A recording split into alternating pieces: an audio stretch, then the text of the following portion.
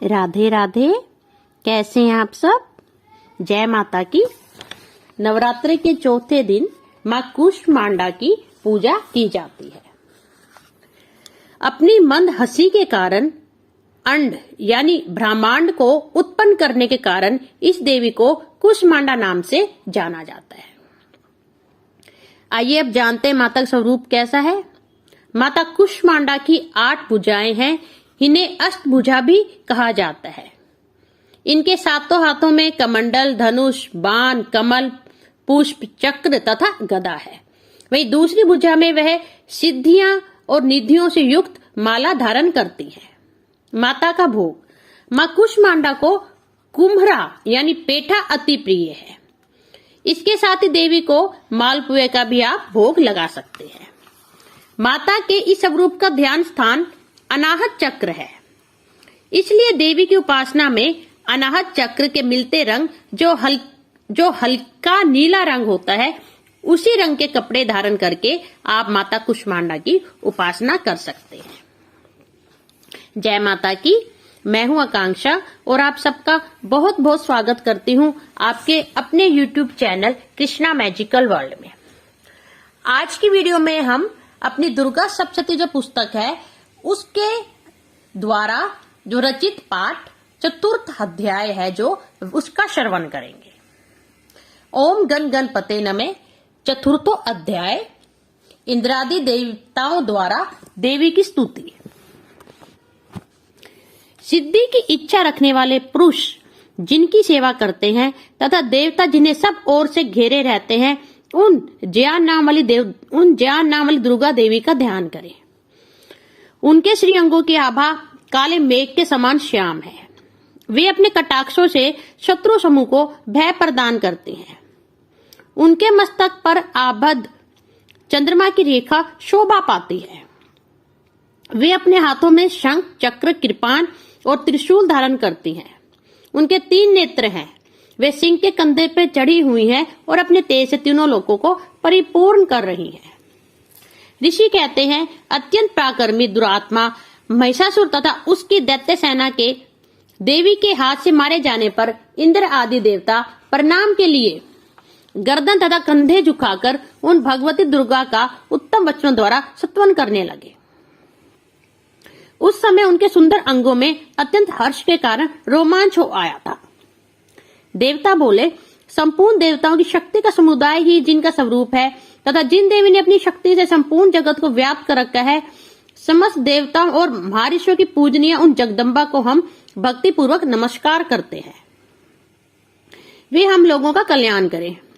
जिनके अनुपम प्रभाव और बल का वर्णन करने में भगवान शेषनाग, ब्रह्मा जी तथा महादेव जी समर्थ नहीं है, वे भगवती चंडी का संपूर्ण जगत का पालन एवं अशुभ भय का नाश करने का विचार करें। जब पुण्य आत्माओं के घरों में स्वयं ही लक्ष्मी रूप से, पापियों के यहाँ दरिद्रता रूप से, शुद्ध अंतःकरण वाले पुरुषों के हृदय में बुद्धि रूप से तथा सत्पुरुषों में श्रद्धा रूप से तथा कुलीन मनुष्यों को में लज्जा रूप से निवास करती हैं, उन आप भगवती दुर्गा को हम नमस्कार करते हैं। देवी आप संपूर्ण विश्व का पालन कीजिए। देवी आपके इस अचिंत्य रूप का असुरों का विनाश करने वाले भारी पराक्रम तथा समस्त देवताओं और दैत्यों के समक्ष युद्ध में प्रकट किए हुए आपके अद्भुत चरित्र का हम किस प्रकार वर्णन करें। आप संपूर्ण जगत की उत्पत्ति में कारण है। आप में सत्वगुण, रजोगुण और तमोगुण ये तीनों गुण मौजूद हैं, तो भी दोषों के साथ आपका संसर्ग नहीं जान पड़ता। भगवान विष्णु और महादेव जी आदि देवता भी आपका पार नहीं पाते। आप ही सबका आश्रय हैं। ये समस्त जगत आपका अंशभूत है, क्योंकि आप सबकी आदिभूत अव्यक्रिता प्राप्ति करती हैं। देवी संपूर्ण यज्ञों में जिसके उच्चारण से सब देवता तृप्ति लाभ करते हैं, वह स्वाहा आप ही है। इसके अतिरिक्त आप पितरों की भी तृप्ति का कारण है, ऐसा सब लोग आपको सौधा भी कहते हैं। देवी जो मोक्ष की प्राप्ति का साधन है, अचिंतनीय महाव्रत स्वरूपा है, समस्त दोषों से रहित जितेंद्रिय, तत्व को ही सार वस्तु मानने वाला तथा मोक्ष की अभिलाषा रखने वाले मुनिजन जिसका अभ्यास करते हैं, वह भगवती पराविद्या आप ही है। आप सब स्वरूपा हैं। अत्यंत निर्मल ऋग्वेद, यजुर्वेद तथा उद्गीत के मनोहर पदों के पाठ से युक्त सामवेद का भी आधार आप ही हैं। आप देवी, त्रियी और भगवती हैं। इस विश्व की उत्पत्ति एवं पालन के लिए आप ही वार्ता के रूप में प्रकट हुई हैं। आप संपूर्ण जगत की घोर पीड़ा का नाश करने वाली हैं। देवी, जिससे समस्त शास्त्रों के सार का ज्ञान होता है, वह मेधा शक्ति भी आप ही है। दुर्गम भव सागर से पार उतारने वाली नौका रूप दुर्गा देवी भी आप ही है। आपकी कहीं भी आसक्ति नहीं है। कैटव शत्रु भगवान विष्णु के वक्षा स्थल में एकमात्र निवास करने वाली भगवती लक्ष्मी तथा भगवान चंद्रशेखर द्वारा सम्मानित गौरा देवी भी आप ही है। आपका मुख मंद मुस्कान से सुशोभित, निर्मल, पूर्ण, चंद्रमा के बिंब का अनुकरण करने वाला और उत्तम स्वर्ण के मनोहर कांति से कमनीय है। तो भी उसे देखकर महिषासुर को क्रोध हुआ और सहसा उसने उस पर प्रहार किया। यह बड़े आश्चर्य की बात है। देवी, वही मुख जब क्रोध से युक्त होने पर उदय काल के चंद्रमा की भांति लाल और तनी हुई भौहों के कारण विकराल हो उठा, तब उसे देखकर जब महिषासुर के प्राण तुरंत नहीं निकल गए, यह उससे भी बढ़कर आश्चर्य की बात है। क्योंकि क्रोध में भरे यमराज को देखकर भला कौन जीवित रह सकता है। देवी, आप प्रसन्न हो। परमात्म स्वरूपा, आपके प्रसन्न होने पर जगत का अभ्युदय होता है और क्रोध में भर जाने पर आप तत्काल ही कितने कुलों का सर्वनाश कर डालती हैं। यह बात अभी अनुभव में आई है। क्योंकि महिषासुर की विशाल सेना क्षण भर में आपके कोप से नष्ट हो गई है। सदा अभ्युदय प्रदान करने वाली आप जिन पर प्रसन्न रहती हैं, वही देश में सम्मानित है। उन्हीं को धन और यश की प्राप्ति होती है। उन्हीं का धर्म कभी शिथिल नहीं होता तथा वे अपने हिष्ट पृष्ठ, स्त्री, पुत्र और भृत्यों के साथ धन्य माने जाते हैं। देवी, आपकी कृपा से बुनियाद में पुरुष प्रतिदिन अत्यंत श्रद्धापूर्वक सदा सब प्रकार के धर्मानुकूल कर्म करता है और उसके प्रभाव से स्वर्ग लोक में जाता है। इसलिए आप तीनों लोक में निश्चय ही मनोवांछित फल देने वाली हैं। माँ दुर्गे, आप स्मरण करने पर सब प्राणियों का भय हर लेती हैं और स्वस्थ पुरुषों द्वारा चिंतन करने पर उन्हें परम कल्याणमयी बुद्धि प्रदान करती हैं। दुख, दरिद्रता और भय हरने वाली देवी, आपके सिवा दूसरी कौन है जिसका चित्त सबका उपकार करने के लिए सदा ही दयाद्र रहता हो। देवी, इन राक्षसों के मारने से संसार को सुख मिले तथा ये राक्षस चिरकाल तक नरक में रहने के लिए भले ही पाप करते रहे हों, इस समय संग्राम में मृत्यु को प्राप्त होकर स्वर्गलोक में जाएं। निश्चय यही सोचकर आप शत्रुओं का वध करती हैं। आप शत्रुओं पर शस्त्रों का प्रहार क्यों करती हैं? समस्त असुरों को दृष्टिपात मात्र से ही भस्म क्यों नहीं कर देती? इसमें एक रहस्य है। ये शत्रु भी हमारे शस्त्रों से पवित्र होकर उत्तम लोकों में जाएं। इस प्रकार उनके प्रति भी आपका विचार अत्यंत उत्तम रहता है। खड़ग के तेजा पुंज की भयंकर दीप्ति से तथा आपके त्रिशूल के अग्रभाव की घनीभूत प्रभा से चुंधियाकर जो असुरों की आंखें फूट नहीं गई, उसमें कारण यही था कि वे मनोहर रश्मियों से युक्त चंद्रमा के समान आनंद प्रदान करने वाले आपके इस सुंदर मुख का दर्शन करते थे। देवी, आपका शील दुराचारियों के बुरे बर्ताव को दूर करने वाला है। साथ ही रूप ऐसा है जो कभी चिंतन में भी नहीं आ सकता और निश्चय कभी दूसरों से तुलना भी नहीं हो सकती।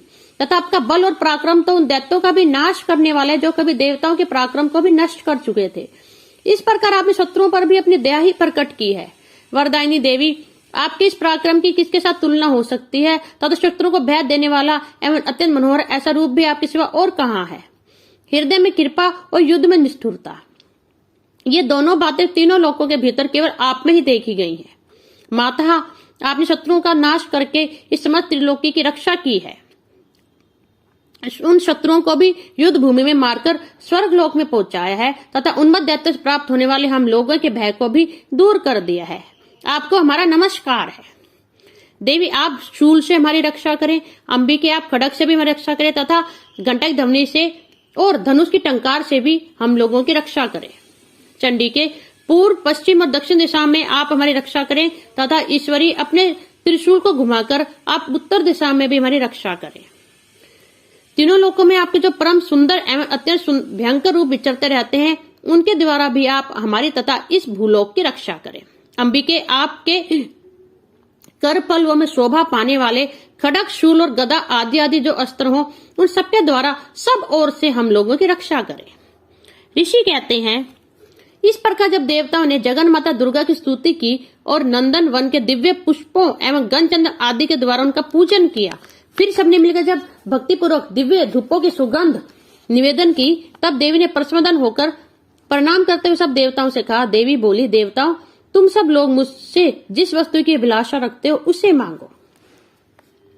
देवता बोले, भगवती ने हमारा सब इच्छा पूर्ण कर दी, अब कुछ भी बाकी नहीं है, क्योंकि हमारे जय शत्रु महिषासुर मारा गया। महेश्वरी, इतने पर यदि आप हमें और वर देना चाहती हैं तो हम जब जब आपका स्मरण करें तब तब आप दर्शन देकर हम लोगों के महान संकट दूर कर दिया करें, तथा प्रसन्नमुखी जम्बिके, जो मनुष्य इन स्तोत्रों द्वारा आपकी स्तुति करे उसे वित्त, समृद्धि और वैभव देने के साथ ही उसकी धन और स्त्री आदि संपत्ति को बढ़ाने के लिए आप सदा हम पर प्रसन्न रहे। ऋषि कहते, राजन, देवताओं ने जब अपने तथा जगत के कल्याण के लिए भद्रकाली देवी को इस प्रकार प्रसन्न किया, तब वे तथास्तु कहकर वही अंतर्ध्यान हो गई। भोपाल, इस प्रकार पूर्व हम तीनों लोकों का हित चाहने वाली देवी जिस प्रकार देवताओं के शरीर से प्रकट हुई थी, वह सब कथा मैंने कहे सुनाई। अब पुनः देवताओं को उपकार करने वाली वे देवी दुष्ट दैत्यों तथा शुभ निशुभ का वध करने एवं सब लोकों की रक्षा करने के लिए गौरी देवी के शरीर से जिस प्रकार प्रकट हुई थी, वैसे प्रसंग मेरे मुंह से सुनो। मैं उसका तुमसे यथावत वर्णन करता हूं। इस प्रकार श्री मार्कंडेय पुराण में सार्वजनिक मनवंतर कथा के अंतर्गत देवी महात्म्य में शक्रादि स्तुति नामक चौथा अध्याय पूरा हुआ। ओम तत्सत, ओम तत्सत, ओम तत्सत। आशा करती हूँ आपको अपनी भगवती दुर्गा की महिमा अति अनुपम लगी होगी। अगर आपको ये कथा अच्छी लगी, ये पाठ सुंदर लगा, तो इसे शेयर करना मत भूलिए। और अगर आपने इस चैनल को सब्सक्राइब नहीं किया तो प्लीज इस चैनल को सब्सक्राइब कीजिए। अब मैं जाने की आज्ञा चाहती हूँ। धन्यवाद। जय माता।